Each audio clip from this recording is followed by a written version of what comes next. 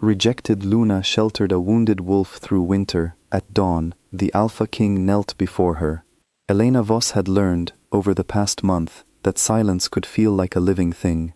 It followed her through the frozen trees, sat with her by the fire, and slept beside her on the thin mattress of the old cabin at the edge of Whisper Pine Forest. A year ago, she had been Luna of the Ashwood pack. Now she was nothing, no title, no home, no mate. Alpha Damon had rejected her in front of the entire pack, his voice cold and final. He said she was too soft, too human in her heart, to stand beside a future king. The pack had watched in silence as she walked away, and no one had followed her. She had built a new life alone, in a cabin with a broken door and a chimney that smoked more than it warmed. It was not much, but it was hers, and no one could take it from her again. Winter came early that year, and it came hard. Snow piled against the windows, and the wind howled through the gaps in the wood like it was searching for something to take. Elena spent her days gathering firewood, and her nights listening to the forest breathe. She had grown used to being alone. She told herself she preferred it.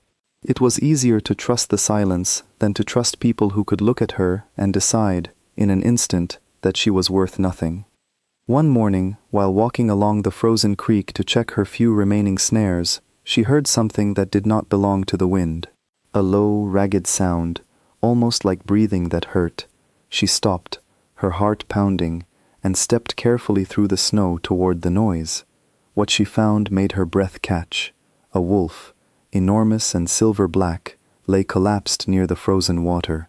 Its side was torn and bleeding, and one of its hind legs was caught in a rusted hunter's trap, the metal biting deep into fur and skin. The wolf's eyes were half open, glassy with pain, but when it saw her, it did not growl. It did not move at all. It simply watched her, as if it had already decided that whatever happened next was out of its control. Elena knew she should turn back. A wild wolf, even a wounded one, could still be dangerous. But something about the way it looked at her stopped her feet from obeying her fear. She thought of the moment Damon had looked at her in front of the pack, right before he said the words that ended everything. She remembered how it felt to be seen as worthless, to be left to survive alone in the cold. She could not do the same thing to another creature, wild or not. She knelt down slowly in the snow, keeping her movements gentle and her voice low. "I'm not going to hurt you," she whispered. "Let me help." The wolf did not pull away as she reached for the trap. Its breathing was shallow, but its eyes stayed fixed on her face, almost searching for something. Elena's hands were shaking, both from the cold and from fear, but she forced them steady as she worked the rusted metal apart. It took several long minutes, her fingers going numb, before the trap finally released its grip. The wolf let out a low sound, somewhere between pain and relief, and its head dropped against the snow. "You're safe now," Elena said, though she wasn't sure if the wolf could understand her. "I'll get you somewhere warm." She did not know how she managed to half-carry, half-drag an animal so much larger than herself back to her cabin. Perhaps it was pure will. Perhaps the wolf, despite its size, made itself lighter than it should have been, as though some quiet understanding passed between them. By the time she reached her door, her arms burned and her breath came in ragged clouds, but she did not stop until the wolf was lying by her fire, wrapped in the only blanket she owned. For the first few days, she was certain it would die. The wound in its side was deep, and there was something strange about its blood, tinged with a silvery shimmer that Elena had never seen in any injured animal before. She cleaned the wound with boiled water and strips of cloth torn from her own clothes. She fed it small pieces of dried meat, holding them to its mouth when it was too weak to lift its head. She talked to it through the long nights, filling the silence that had followed her for so long. She told it about the pack, about Damon's cold eyes and colder words, about the years she had spent trying to be strong enough, worthy enough, only to be discarded the moment someone decided she wasn't. She told the wolf things she had never said aloud to another living soul, because somehow it felt safe to say them to something that could not judge her, could not reject her, could not leave. The wolf listened. Its ears would turn toward her voice, and its eyes, though clouded with pain, would follow her every movement. There were nights when it whimpered in its sleep and she would rest her hand gently on its fur until it calmed. There were mornings when she woke to find it had shifted closer to her during the night, as if seeking warmth, or comfort, or both. What Elena did not know was that the wolf understood every word. He was Knelt, Alpha King of the Frostfall territory, a leader so private that few outside his own pack had ever seen his true face. He had been ambushed while scouting the northern border alone, caught by hunters who had laced their traps with silver, a poison deadly enough to keep even a king from shifting back to his human form.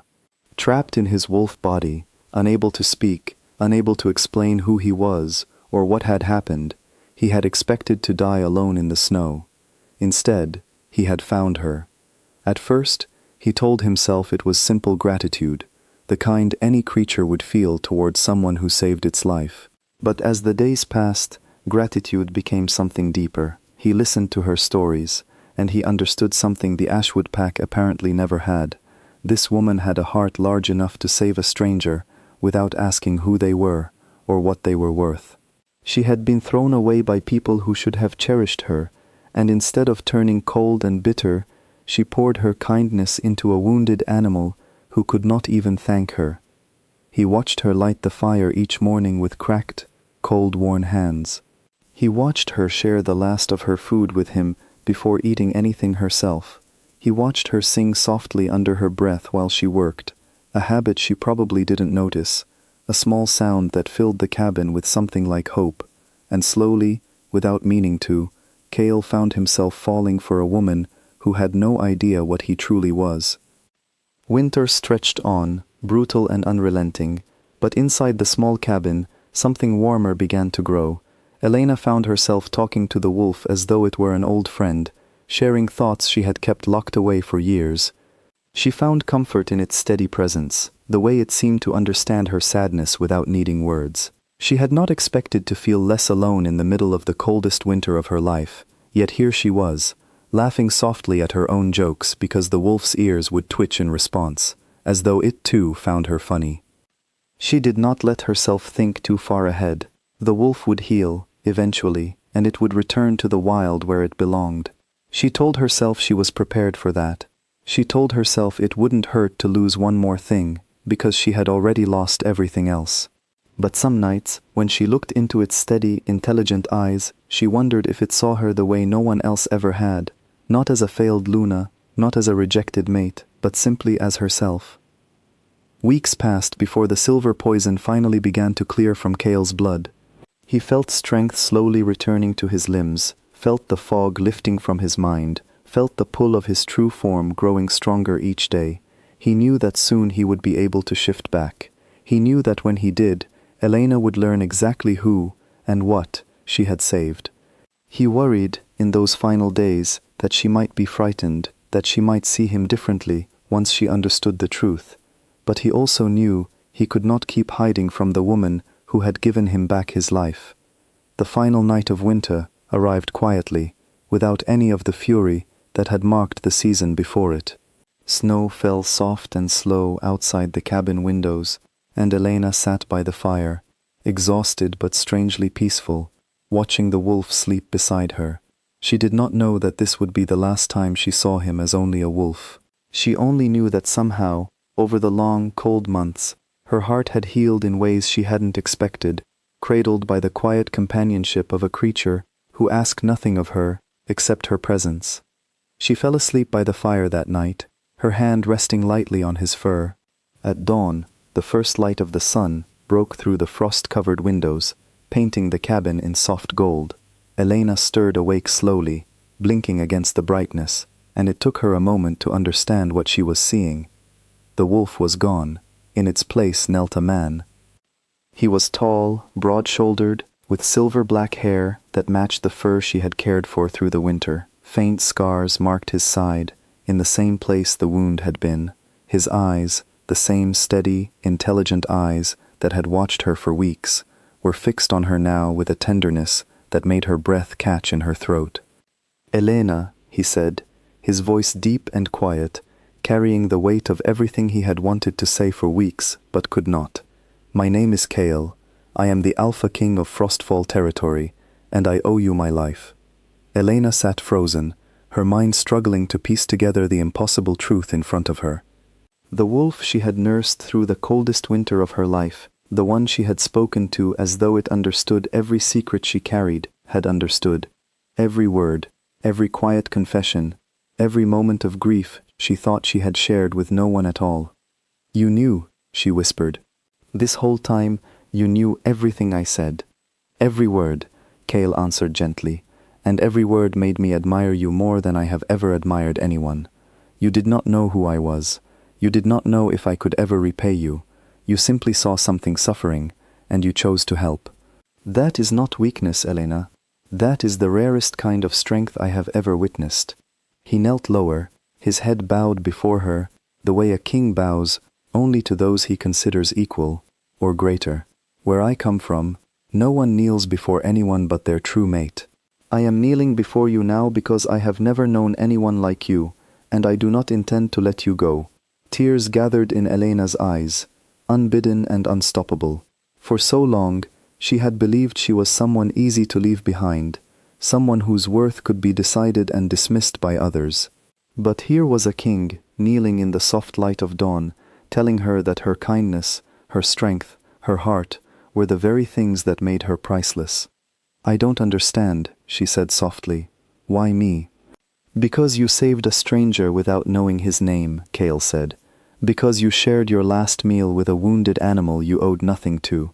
Because even after everything that was taken from you, you still had enough love left to give it to something that could not even say thank you." He reached for her hand, holding it as though it were something precious. "You are not rejected, Elena. You never were. You simply had not yet found the person who could see your true worth." Word spread quickly once the frost melted and the roads opened again.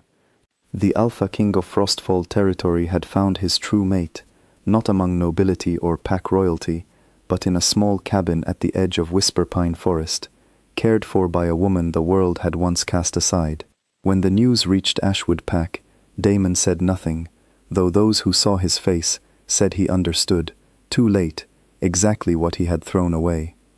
Elena did not think of him anymore. She stood beside Cale as the morning sun rose fully over the melting snow, her hand held gently in his, and for the first time in longer than she could remember, she felt something settle quietly into place inside her chest. Not relief, not vengeance, just peace. She had been rejected once, cast aside as though her heart meant nothing, but it was that very heart, patient and unbroken, that had saved a king and found her way home.